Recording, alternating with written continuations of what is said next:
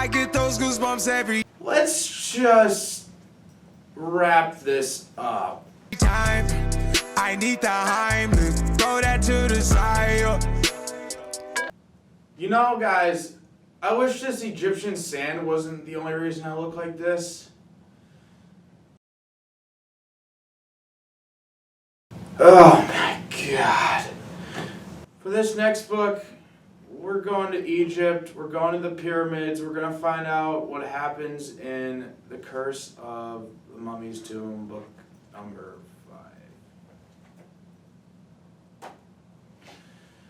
5. I get those goosebumps every time. Oh, wait, they always do that. Boo. Thank you, Colin. Our cover? What is this mummy doing? He looks like he's about to pose for his YMCA ID card. Homie, what you looking at? Why so serious? Are you like one of those middle school kids like the main character of this book who always have to go in their yearbook photo and be like, and look as irritated as possible? Lighten up a bit, homie.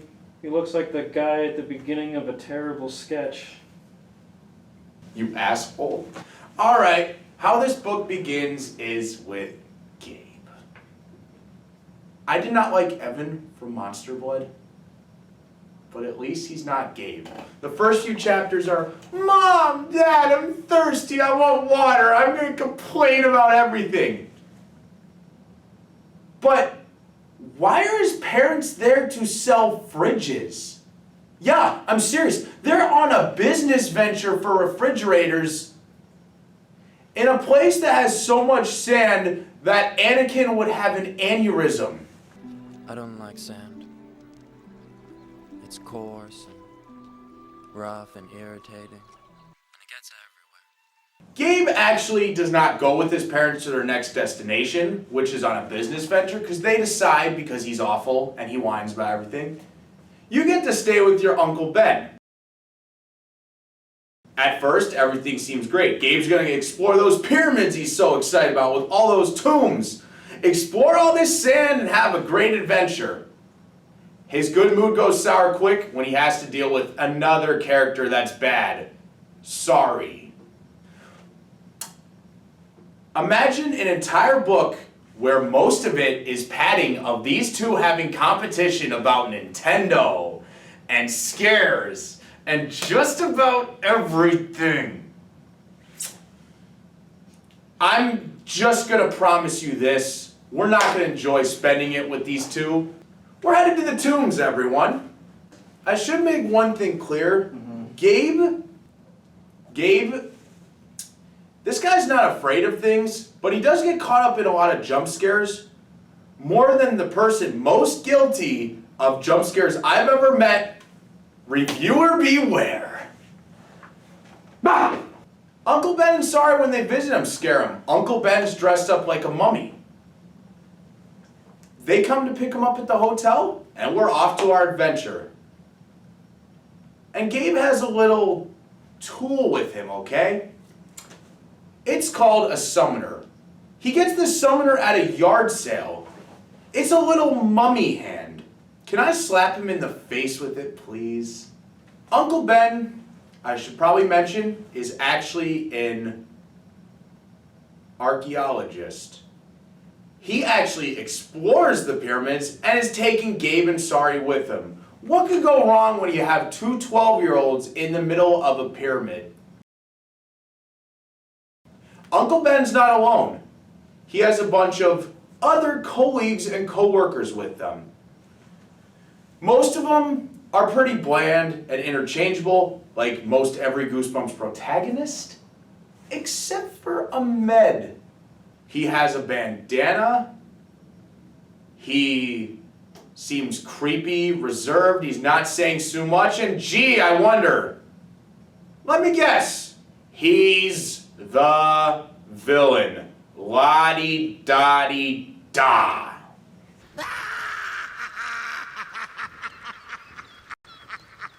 At least he's not a dog.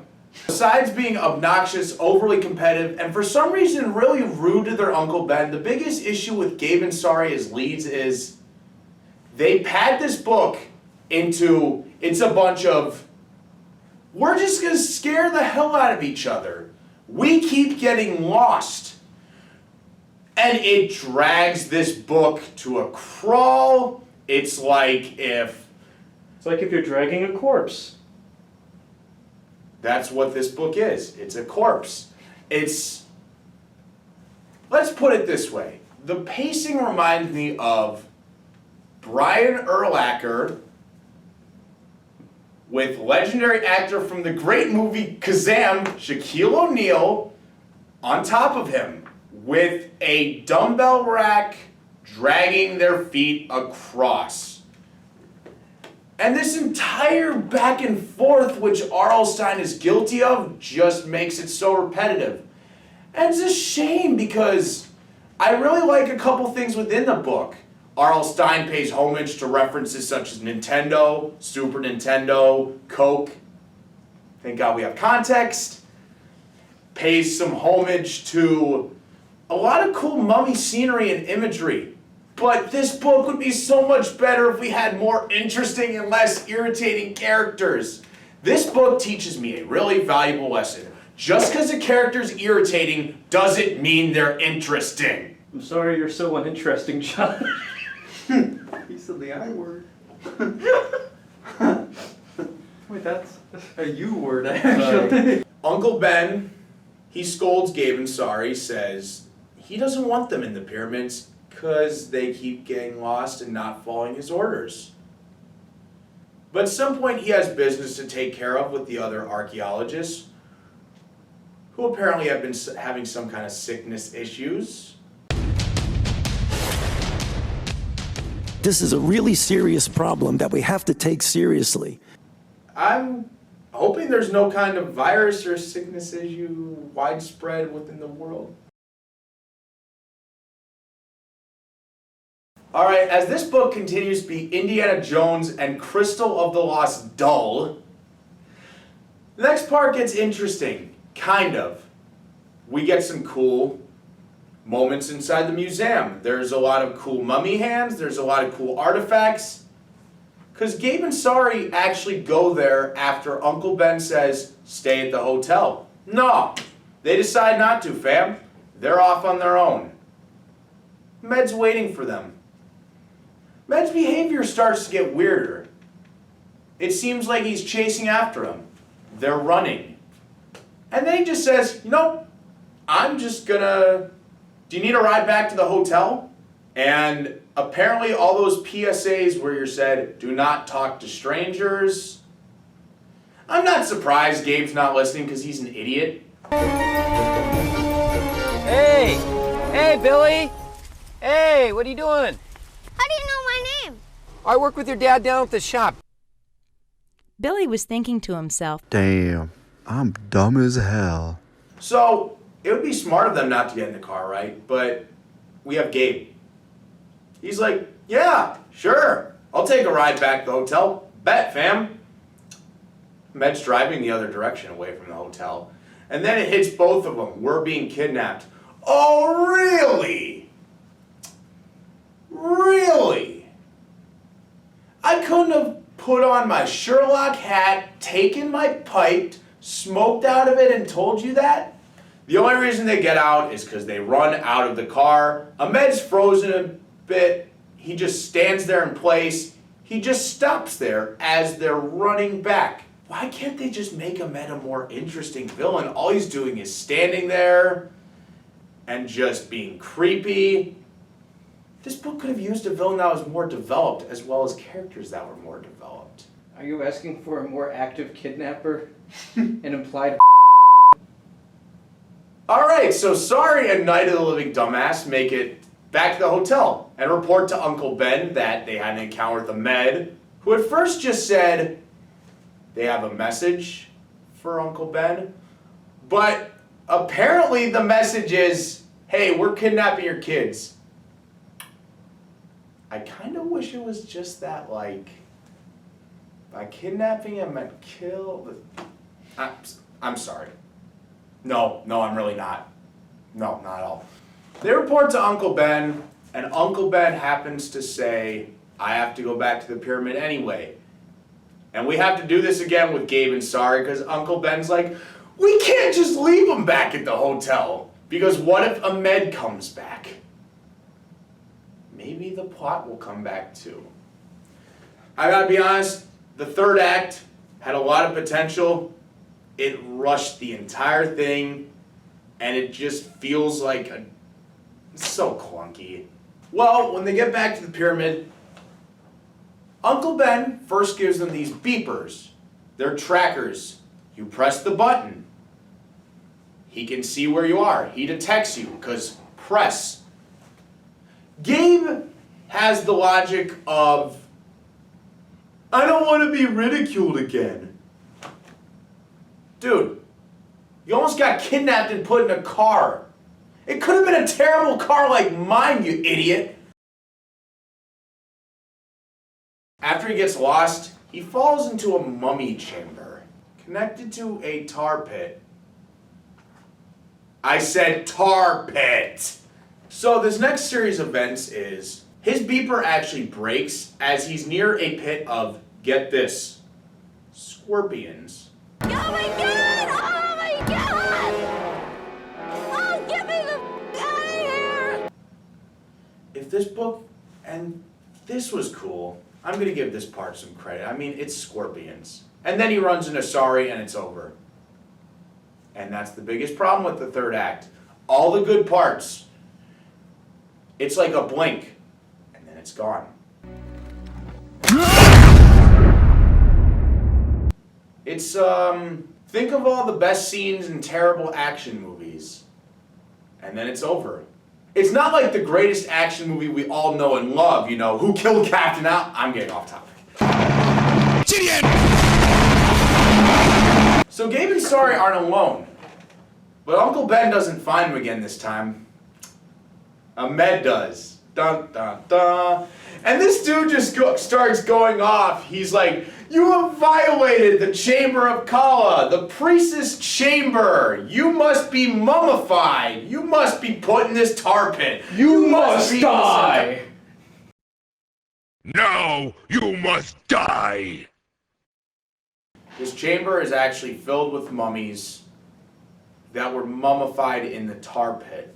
Gabe's like, I'm too young to die. Ahmed's like, this is a cold-blooded line. Ahmed had a zinger here, said a lot of people were your age.